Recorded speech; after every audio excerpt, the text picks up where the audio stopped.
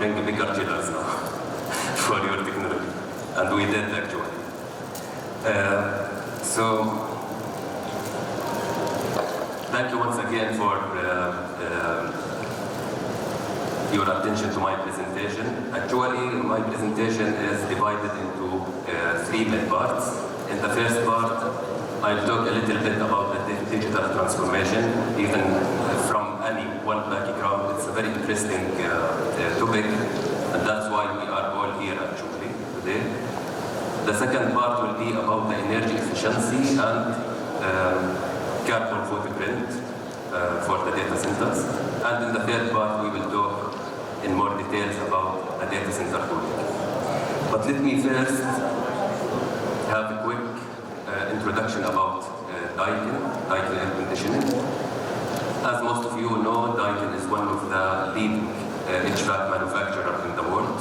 We are this year stepping toward the first century of our history, as Daikin was founded in 1924 in Japan.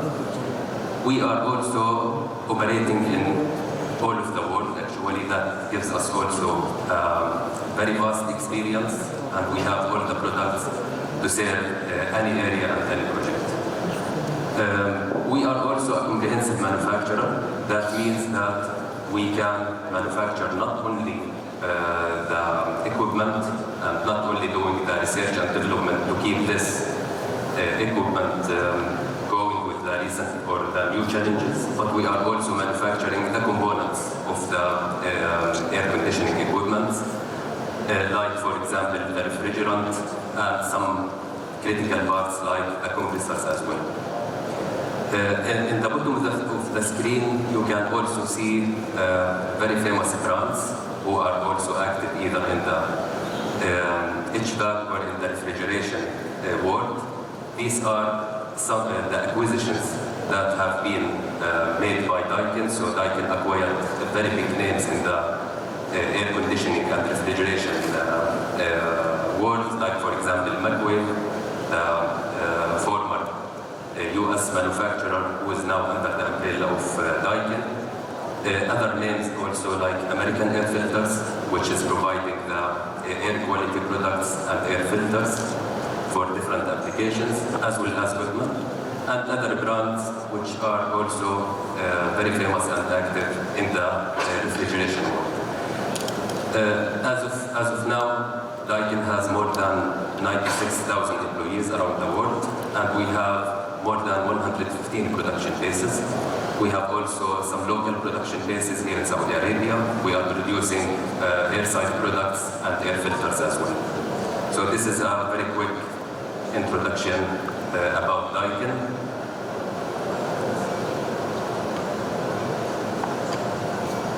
It's not working.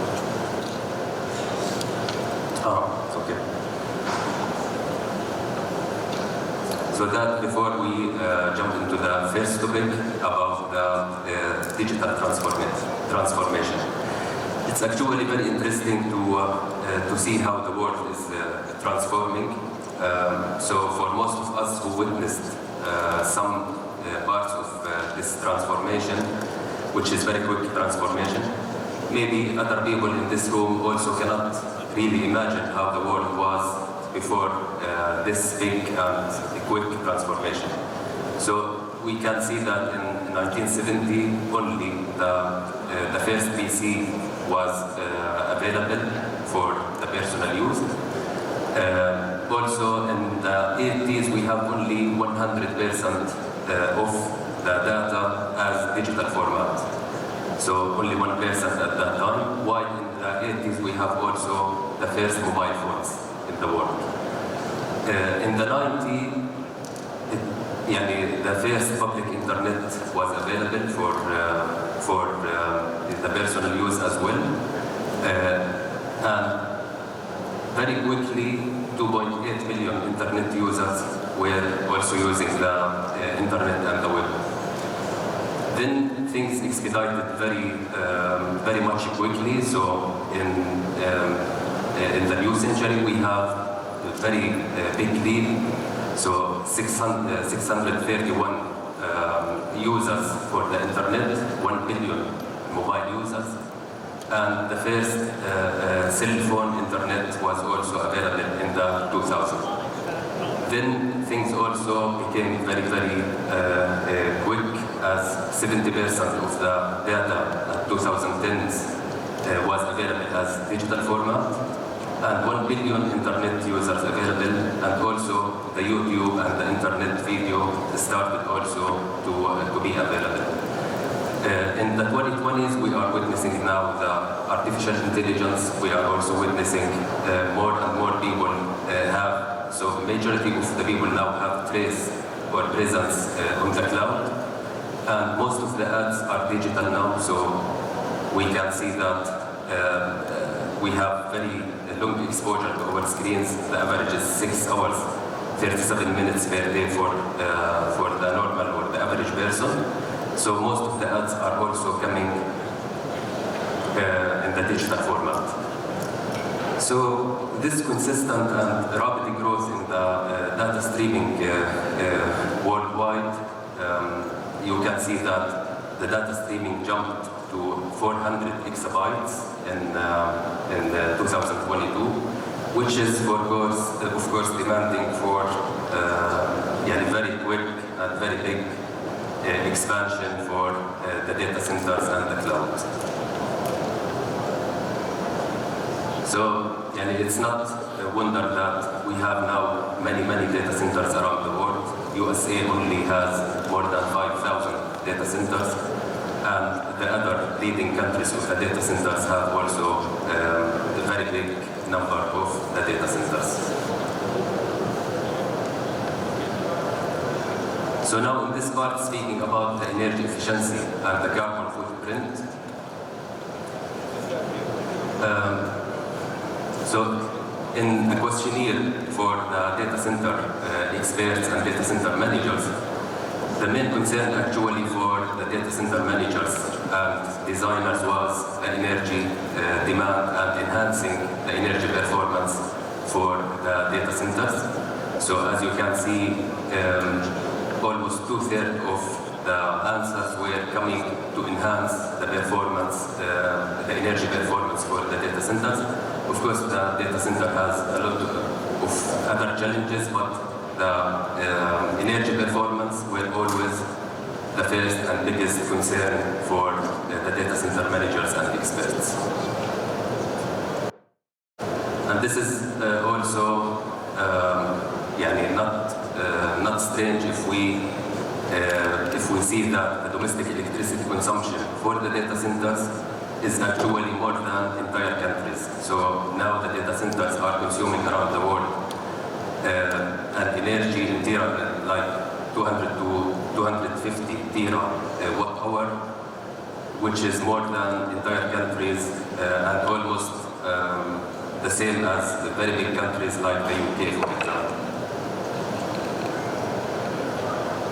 So data centers aim to reduce the power usage effectiveness and the carbon footprint. And luckily, there were serious steps toward this. As you can see, for example, the average power usage effectiveness was reduced over the years from almost 2.5 to now 1.56, with the average in the world like 1.56, and in some part of the world like 2 BOE. So the BOE is basically the data center data center power divided by the IT equipment power, and the total data center power is consisting of the IT power, the cooling power, pumps, and HVAC, lighting, and other miscellaneous powers, divided by the power of IT. And in average, the cooling for the data center is taking like 40% portion of the power demand, which is why the cooling performance and cooling efficiency is very important, as the scale of the data centers is also increasing. So in this part, we are also having a look at the cooling itself. Now, in some part of the world, like the countries in the north of the free cooling for the data centers where they have cold ambient. This, by the way, is a study by Azure. This infographic is provided by Azure Data Centers. And it's expected as well that some countries in other regions of the world will use direct or indirect adiabatic cooling, while other countries are still using normal or standard mechanical cooling. Maybe there is no informants for regulation in that countries, but in our region, in Saudi Arabia and the MEA, we are using high efficiency mechanical cooling. So we are, because we have this high ambient conditions, we still need the mechanical cooling all the time. So in Saudi Arabia and the region of MEA, the mechanical cooling is needed, and basically we are using the air cooling method in the shortage of water. So the air-cooled chillers and the normal DX products like the VRV are mainly used in the data centers in our country. So with this, the air-cooled chillers or the cooling equipments in general should have no compromises about the reliability, flexibility and efficiency to reduce the BOE and also reduce the carbon footprint. So now the industry leaders like Daikin should take more steps toward the energy efficiency, like for example, implementing the inverter technology for the chillers or for the products in general, and also implementing more technologies like, for example, the VDR technology, the variable volume ratio technology, or something similar, to increase the chiller efficiency not only at the partial load, but also making the chiller more efficient at the partial ambient. So as you can see with the VDR and the inverter, the chiller can achieve much higher efficiency, especially at the partial loads.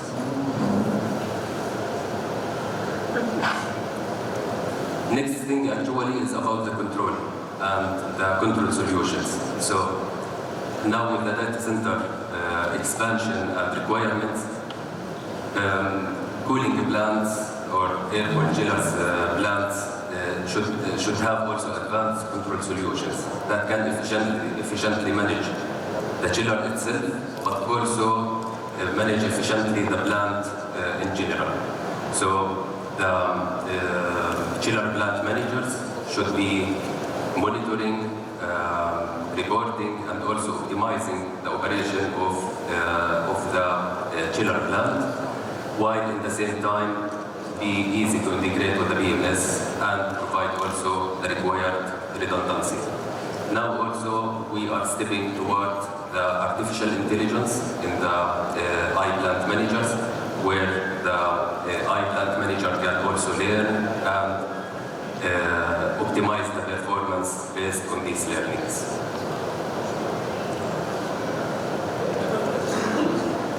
So now extending the lifetime for the equipments in general in the data centers, including the air-cooled chillers or the cooling systems, is crucial.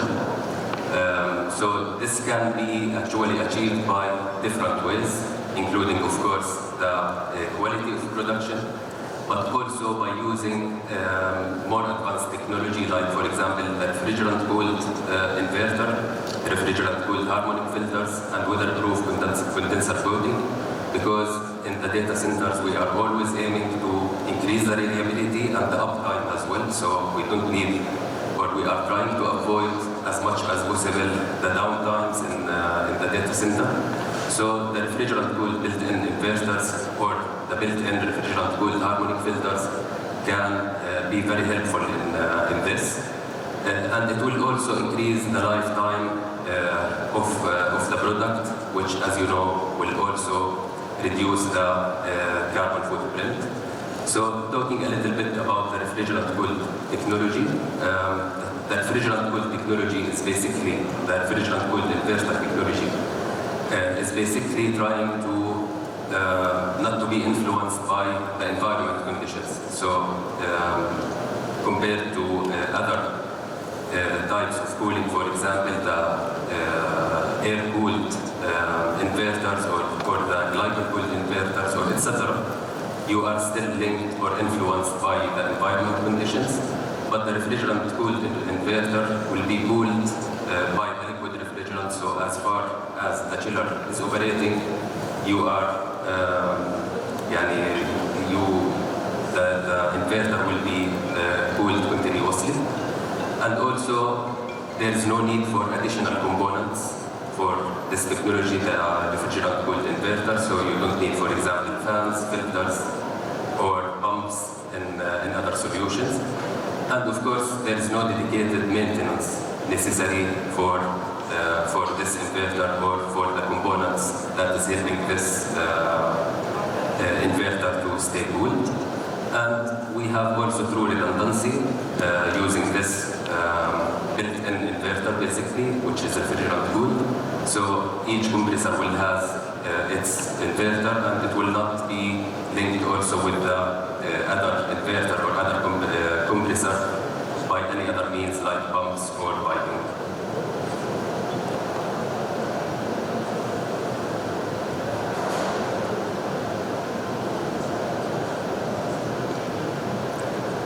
So we are also, as supplier, we have also our responsibility toward the environment, and we are, of course, aligned with the F-gas regulations. So we are introducing more environmental friendly solutions, like for example, introducing the HFO refrigerants. While R134A is still available in our market and is still, let's say, used commonly for many projects and data center projects, but some designers and data centers took advanced steps to shift toward the HFOs, like R1234ZE, for example. And of course, while the R1234ZE has a little bit less thermal capacity, but this can be mitigated actually because we can use higher temperature for the water conditions, for example, the leaving water conditions. If we are using the HFO, we can achieve higher temperatures, higher leaving water temperature and entering water temperature.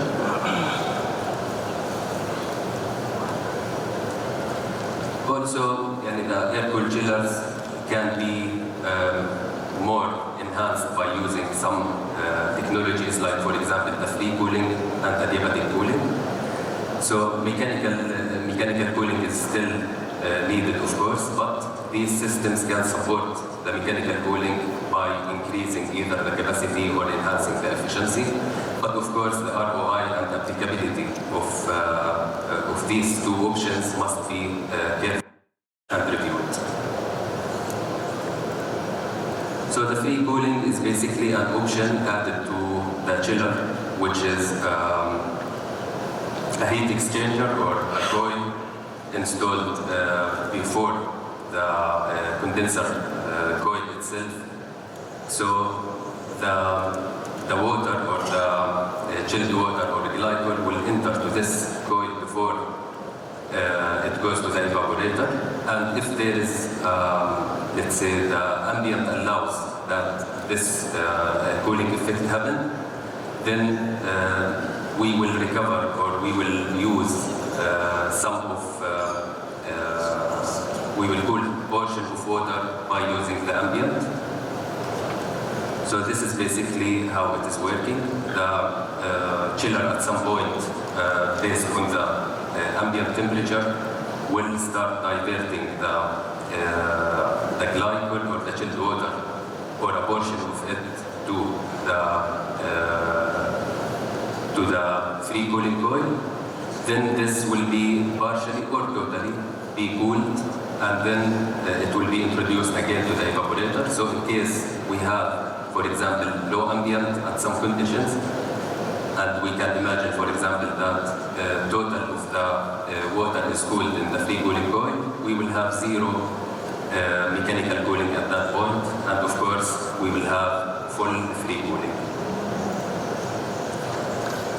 While for the adiabatic cooling, actually we are using high pressure pumps and fine mists nozzle to lower the dB.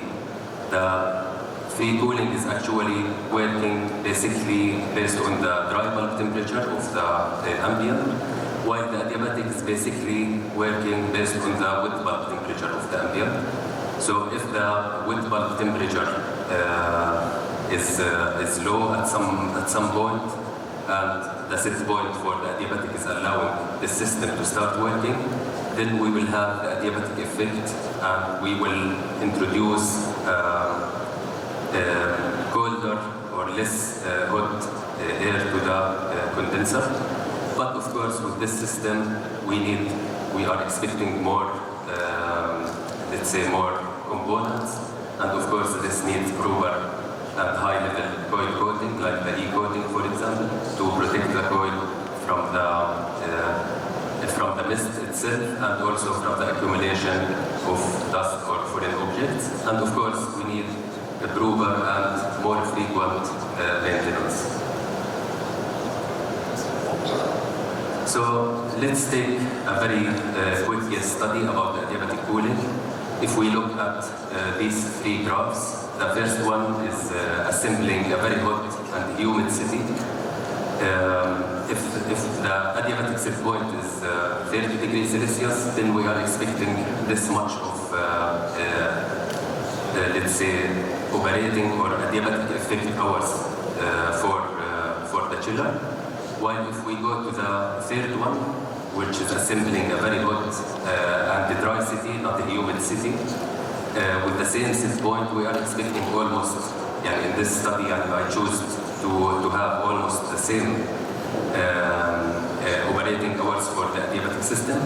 But it's also very important to note that in the humid city, like in the first example, the chiller is still working at higher temperatures. So the blue lines are now representing the on-coil temperature or on-condenser coil temperature after the adiabatic effect. So you can see that the chiller in the very hot and the dry city is working at lower temperatures than the very hot and the humid city. So of course, again, using this system needs a cooperation between the designer and the suppliers to do these studies. And last thing, because I think I'm out of time, last thing that because the data centers also have occupied spaces, so we have offices, we have other areas with occupied areas. So we cannot use the chillers, of course, because the chillers are operating at higher or high water temperatures, which are out of the comfort cooling zone.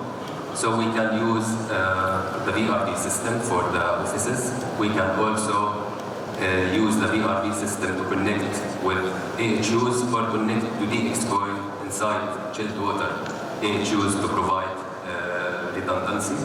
It's a very flexible system that is available as a stock item, so it's very easy to install, very easy to design, and it can work up to 55 degrees Celsius and provide you a very highly efficient cooling. So this is what I want to present with you. So in conclusion, the cooling for the data center is one of the, or let's say the major customer of the energy demand in the data centers. So we as suppliers are trying day by day to enhance the technology and provide more solutions to also get higher capacities, because now we have also higher capacity demand. So thank you very much.